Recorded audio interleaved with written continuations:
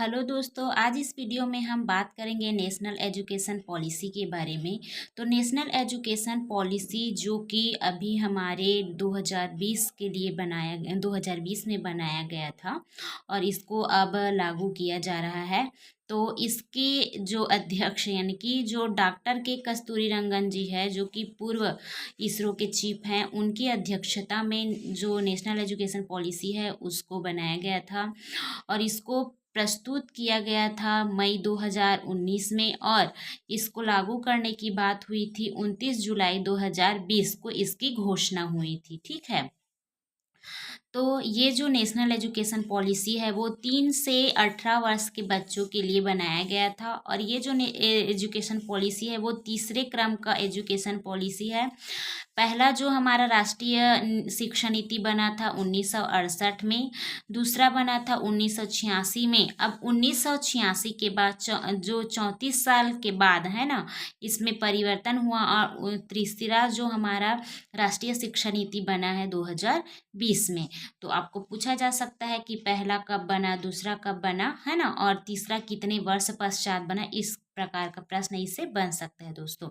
इसकी स्वीकृति भारत सरकार के द्वारा दिया गया था और इसके लाभार्थी कौन है? जो भारत के नागरिक है वो। इसका उद्देश्य है शिक्षा की गुणवत्ता को उच्च करना। जो नेशनल एजुकेशन पॉलिसी है उसमें केंद्र व राज्य सरकार के सहयोग से जो शिक्षा क्षेत्र है उस पर जीडीपी के 6% हिस्से के बराबर का निवेश का लक्ष्य रखा गया है। तो आपको पूछा जा सकता है कितने प्रतिशत जीडीपी का निवेश का लक्ष्य रखा गया है? तो 6%।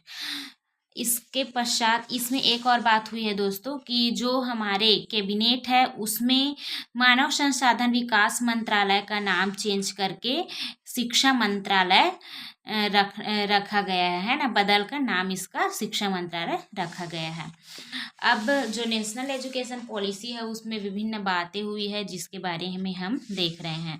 तो वर्ष 2030 तक अध्यापन के लिए न्यूनतम डिग्री योग्यता 4 वर्षीय एकीकृत बीएड डिग्री का होना अनिवार्य किया जाएगा। तो 2030 तक आपको 4 वर्ष का बीएड करना होगा एक टीचर बनने के लिए दोस्तों। एमफिल को पूरे तरीके से समाप्त कर दिया गया है, डायरेक्ट पीएचडी कर सकेंगे, इसकी बात कही है एनपी 2020 में। जो हमारा सिस्टम था एजुकेशन का 10+2 उसको हटाकर 5+3+3+4 की नई व्यवस्था रखी गई है। अब इसको हमारे जो एजुकेशन है उसमें लागू किया जा रहा है दोस्तों। तो 3 साल में बच्चे को स्कूल में प्रवेश देंगे। अब बच्चा 15 साल सरकार के अधीन शिक्षा ग्रहण करेगा, ऐसी बात कही है। तो जो नया सेटअप है हमारा 5+3+3+4, तो वो किस प्रकार से होगा? तो इसमें हमारा पहला होगा फाउंडेशनल स्टेज, उसके बाद होगा प्रीपैरेटरी, फिर मिडिल, फिर सेकेंडरी। जो फाउंडेशनल स्टेज है वो हमारा 5 रहेगा दोस्तों और प्रीपैरेटरी जो है वो 3, देन मिडिल 3 और ये हमारा 4। तो इसको किस प्रकार से डिवाइड किया गया है आप देख लीजिए। जो हमारा 5 है ना, उसमें जो आंगनबाड़ी और बालवाड़ी है उसमें बच्चे 3 से 6 वर्ष की 3 वर्ष में वो प्रवेश लेगा और 6 वर्ष तक आंगनबाड़ी और बालवाड़ी की शिक्षा ग्रहण करेगा विथआउट बैक पेन। यानी कि बच्चे को बैक पेन की आवश्यकता नहीं है, उसको एक्टिविटी के थ्रू स्टडी देना है। उसके पश्चात 6 से 8 वर्ष में बच्चा कक्षा पहली से दूसरी में रहेगा और उसको केवल और केवल एक्टिविटी के थ्रू, है ना, गेम के थ्रू उसको शिक्षा से जोड़ना है और यहाँ पे किसी भी प्रकार के एग्ज़ाम न लेने की बात कही गई है। उसके पश्चात हमारा आता है प्रीपैरेटरी जो है 3 साल का, है ना। तो इसमें कक्षा तीसरी, चौथी और 5वीं तीनों कक्षाएं सम्मिलित है और इसमें कितने वर्ष के बच्चे शामिल होंगे दोस्तों? तो 8 से 11 वर्ष के बच्चे। तो इन सब पॉइंट को पूछा जा सकता है, आप ध्यान पूर्वक इसको समझने की कोशिश कीजिए। तो इसमें एक्टिविटी बेस्ड स्टडी होनी चाहिए बोले हैं, है ना। देखो यहाँ तक हमें स्टडी की बात नहीं की गई थी, ना ही एग्ज़ाम की बात। अब बात किया जा रहा है एक्टिविटी बेस्ड स्टडी होना चाहिए और बच्चों को उनके जो लोकल लैंग्वेज है, मातृभाषा है, उसमें शिक्षा देने की बात कही गई है। उसके पश्चात आता है हमारा अगला मिडिल स्टेज में हमारा आता है कक्षा 6वीं से 8वीं, यानी कि 6वीं 7वीं 8वीं 3 साल का। इसमें बच्चे का जो उम्र है वो 11 वर्ष से 14 वर्ष रहेगा, है ना। इसमें जो भी इंडियन लैंग्वेज है उसमें स्टडी आप बच्चों को स्टडी कराएंगे, और उनको जो शिक्षा के और आगे, है ना, जो भी मूलभूत जानकारी है उनको बच्चे को प्रोवाइड कराएंगे। इंडियन लैंग्वेज की बात की है तो बच्चे जिस परिवेश में रहते हैं उस परिवेश की भाषा के साथ साथ वो एक, जैसे कि हमारा वो है हिंदी है ना, तो हिंदी में भी वो स्टडी यहाँ पे वो करेगा। फिर है हमारा सेकेंडरी स्टेज जो है 9वीं 10वीं 11वीं 12वीं, इस प्रकार से 4 का जो फॉर्मूला है यहाँ पे लागू होता है। यहाँ पे बच्चे 14 वर्ष से 18 वर्ष के होंगे। तो इसमें जो फॉरेन लैंग्वेज हमारा क्या है, इंग्लिश। तो इंग्लिश में भी यहाँ पे शिक्षा आप ग्रहण करेंगे, और साथ ही साथ जो एग्ज़ाम है उसको सेमेस्टर वाइज लेने की बात की गई है। तो इसको अभी पूर्ण रूप से लागू नहीं किया गया है, लेकिन अब कॉलेजों में सेमेस्टर वाइज एग्ज़ाम हो रहा है, तो कहीं ना कहीं हमें लग रहा है कि नेशनल एजुकेशन पॉलिसी जो है वो अब लागू होते जा रही है। तो और देखते हैं दोस्तों नेशनल एजुकेशन पॉलिसी में और किन बातों को कहा गया है। तो नेशनल एजुकेशन पॉलिसी में जो कॉलेज की स्टडी है ना, हमारे जो कॉलेज में है ना, कॉलेज में दोस्तों फर्स्ट अगर पहले क्या होता था, 3 साल का हमारा कॉलेज होता था, सॉरी यूजी होता था, है ना, ग्रेजुएशन वाला। तो उसमें हमें पूरा 3 साल करना पड़ता था, तब जाके हमें ग्रेजुएशन का सर्टिफिकेट मिलता था। लेकिन अगर कोई व्यक्ति स्टूडेंट फर्स्ट ईयर में है और फर्स्ट ईयर करके छोड़ रहा है तो उसको सर्टिफिकेट मिलेगा। सेकेंड ईयर करेगा तो उसको डिप्लोमा मिलेगा। थर्ड ईयर पूरा करेगा तो उसको ग्रेजुएशन का सर्टिफिकेट मिलेगा। और अगर वह 4 वर्ष, यानी कि जो हमारा ग्रेजुएशन है ना, वो कितने वर्ष का रहेगा दोस्तों, 4 वर्ष का रहेगा। और चौथे वर्ष में रिसर्च का सर्टिफिकेट यहाँ पे मिलेगा।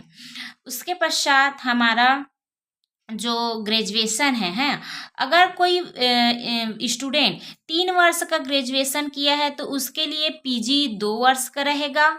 और अगर कोई 4 वर्ष का ग्रेजुएशन, यानी कि नए शिक्षा नीति के अकॉर्डिंग अगर 4 वर्ष का वो ग्रेजुएशन किया है तो उसको 1 साल का पीजी करना पड़ेगा। इस प्रकार से हमारा कॉलेज लेवल का जो सिस्टम है वो कार्य करेगा। अब देखते हैं कि जो नेशनल एजुकेशन पॉलिसी है उसमें कुछ आधारभूत सिद्धांत है, तो उसके बारे में देखते हैं। तो पहला है कॉन्ट्रेक्चुअल अंडरस्टैंडिंग, यानी कि हमें बच्चे को संरचनात्मक ज्ञान देने पर जोर देना है, ना कि रटने पर। सेकेंड है मल्टीलैंग्वेज, तो बच्चों को बहुभाषिता और जो विविधता है उसको प्रोत्साहित करना है। बच्चे को अलग अलग भाषा में बात करने आना चाहिए, उसको समझने आना चाहिए। उन कहने का अर्थ है कि बच्चा अगर विभिन्न प्रकार के भाषाओं को लेकर कक्षा में आता है तो उसका हमें सम्मान करना है, प्रोत्साहन करना है, उसकी विविधता का हमें प्रोत्साहन करना है। ठीक है। उसके बाद बात कही है CCE कंटिन्यूअस कंपलसरी एजुकेशन, तो बच्चों को सतत मूल्यांकन पर, है ना, बच्चों का हमें क्या करना है, सतत मूल्यांकन करना है। और प्रत्येक उसके मूल्यांकन के पक्ष को, है ना, जो प्रत्येक सीखने सिखाने का पक्ष है उसका मूल्यांकन करना है। इसके लिए छात्रों की प्रोग्रेस के मूल्यांकन के लिए परख नामक एक केंद्र की स्थापना की गई है ना। तो परख के तहत बच्चे का मूल्यांकन किया जाता है दोस्तों। जैसे कि हम देखते हैं कि नेस का एग्ज़ाम होता है, सेस का एग्ज़ाम होता है ना। तो विभिन्न प्रकार के जो सर्वे कार्य किए जा रहे हैं वो बच्चों के मूल्यांकन के लिए ही किए जा रहे हैं। तो अगर परख का फुल फॉर्म पूछा जाए तो इसका फुल फॉर्म है performance assessment review analysis of knowledge for holistic development, है ना, नॉलेज फॉर होलिस्टिक डेवलपमेंट, तो इसका फुल फॉर्म है। उसके पश्चात है बच्चे की जो प्रारंभिक शिक्षा है पहली से 8वीं वो उसके मातृभाषा में होगी और स्थानीय भाषा में होगी, इस बात को कहा गया है। राज्य विशेष रूप से भारत के अलग अलग राज्यों में थ्री लैंग्वेज फार्मूला को अपनाएं, लेकिन बस फार्मूला में लचीलापन रखा जाएगा। देखिए, अब हमारे जो भारत है उसमें विभिन्न प्रकार की भाषाएं बोले जाते हैं, तो इसीलिए इसमें थ्री लैंग्वेज फार्मूला को अपनाया गया है, जिसमें पहला लैंग्वेज होगा हिंदी, सेकेंड लैंग्वेज होगा हमारा इंग्लिश, और फिर स्थानीय भाषा। तो इसमें अगर पूछे कि पहला कौन होगा, तो पहला हमारा स्थानीय भाषा ही होगा, क्योंकि बच्चे अपने स्थानीय भाषा को पहले समझते हैं। देन उसके बाद हमारा होगा हिंदी, तब जाके हम इंग्लिश। तो इसको फर्स्ट लेंगे, इसको सेकेंड और इसको थर्ड, अगर पूछ दिया जाए अगर क्रम में। तो त्रिभाषा सूत्र के अंतर्गत एक विकल्प के रूप में दूसरी भारतीय भाषाओं का अध्ययन, जैसे कि संस्कृत का अध्ययन भी बच्चे इच्छा अनुसार कर सकेंगे। तो त्रिभाषा सूत्र के अकॉर्डिंग बोला गया है कि बच्चे दूसरी भाषा के रूप में संस्कृत का भी अध्ययन कर सकेंगे। उसके बाद जो नेप 2020 है उसके अकॉर्डिंग भारत सरकार की एक भारत श्रेष्ठ भारत पहल पर बल देती है। मतलब जो हमारा नेशनल एजुकेशन, पूछ दिया जाए कि नेशनल एजुकेशन पॉलिसी किस पर बल देती है, तो एक भारत श्रेष्ठ भारत पर क्या करती है दोस्तों, पहल देती है, बल देती है ना। विद्यार्थी अधिकांश रूप से प्रमुख भारतीय भाषाओं की उल्लेखनीय एकता के बारे में जानेंगे। तो इससे क्या कहता है, एकता की जो बात है वो कही गई है। माध्यमिक स्तर पर एक अतिरिक्त विकल्प के रूप में विदेशी भाषा, कोरिया, जापानी, थाई, फ्रेंच, जर्मन आदि का अध्ययन किया जाएगा। तो माध्यमिक स्तर पर एक अतिरिक्त भाषा के रूप में अन्य भाषा ग्रहण करने की बात यहाँ पे अध्ययन करने की बात कही गई है दोस्तों। तो इसमें जो चीन का मंडारिन भाषा है उसको नहीं लिया जाएगा दोस्तों, याद रखिएगा, चीन के जो मंडारिन भाषा है उसको इसमें नहीं लिया जाएगा, है ना। उसके बाद है हर बच्चे की विशिष्ट क्षमताओं, रचनात्मकता, तार्किक सोच, नवाचार और समालोचनात्मक चिंतन की पहचान करना और उनके समग्र विकास के लिए प्रयत्न करना। तो नेशनल एजुकेशन पॉलिसी पूरा बच्चों के हित के लिए बनाया गया है दोस्तों, उसके सर्वांगीण विकास के लिए बनाया गया है। अब देखते हैं क्या बोला गया है इसमें। ECCE की बात भी कही गई है, early childhood care and education. तो इसमें मुख्य रूप से लचीली, बहुआयामी, खेल आधारित, गतिविधि आधारित, खोज आधारित, मतलब इसमें हमें बच्चों को बहुत ही लचीला, यानी कि जो एजुकेशन है उसको बच्चे के अकॉर्डिंग रखते हुए उसको खेल के माध्यम से, गतिविधि के माध्यम से सिखाना है, उसको विभिन्न प्रकार के खोज विधियों से अवगत कराना है ना। पूरा उसका बहुआयामी सर्वांगीण विकास करने की बात यहाँ पे कही गई है। कक्षा 6वीं से शैक्षिक पाठ्यक्रम में व्यावसायिक शिक्षा को शामिल कर लिया जाएगा और इसमें इंटर्नशिप की व्यवस्था भी की जाएगी। देखिए दोस्तों, कक्षा 6वीं में व्यावसायिक शिक्षा देने की बात कही गई है ना, जो कि बहुत ही इम्पोर्टेंट पॉइंट है हमारे लिए, और साथ ही इंटर्नशिप की व्यवस्था करने की बात भी कही गई है।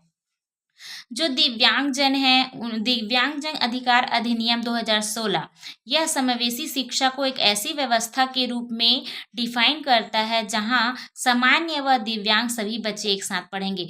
तो हम जानते हैं समावेशी शिक्षा वह शिक्षा है जिसमें विभिन्न प्रकार के बच्चे, है ना, क्योंकि विभिन्न प्रकार के बच्चे इसलिए बोला जा रहा है कि बच्चे अपने आप में बहुत ही अलग होते हैं, हर बच्चे अपने आप में अद्वितीय होते हैं। तो कई दिव्यांग बच्चे होते हैं, उनको भी जो नॉर्मल बच्चे हैं उनके साथ बैठा के हमें शिक्षा देनी है ताकि वो अपने आप को हीन न समझे, है ना, औरों से भिन्न न समझे।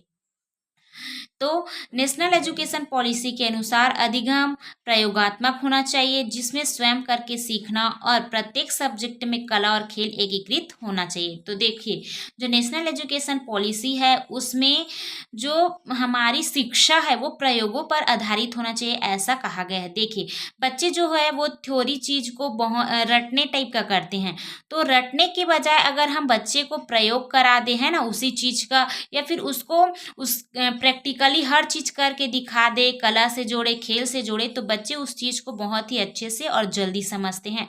तो नेशनल एजुकेशन पॉलिसी में यही बात बोली गई है कि बच्चे के सर्वांगीण विकास के लिए उसको प्रयोगों से जोड़ना है, अन्वेषण से जोड़ना है।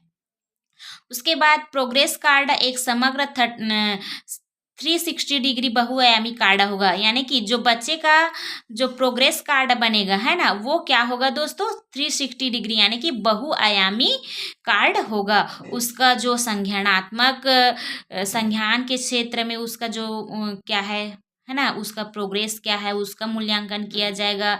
सह संज्ञा बोला जाता है ना, शैक्षिक सह शैक्षिक, तो विभिन्न उसके जो आयाम हैं बच्चों के विकास के, उस पर कार्य किया जाएगा और 360 डिग्री बहुआयामी कार्ड का निर्माण किया जाएगा। ये हमारे नेशनल एजुकेशन पॉलिसी में कहा गया है।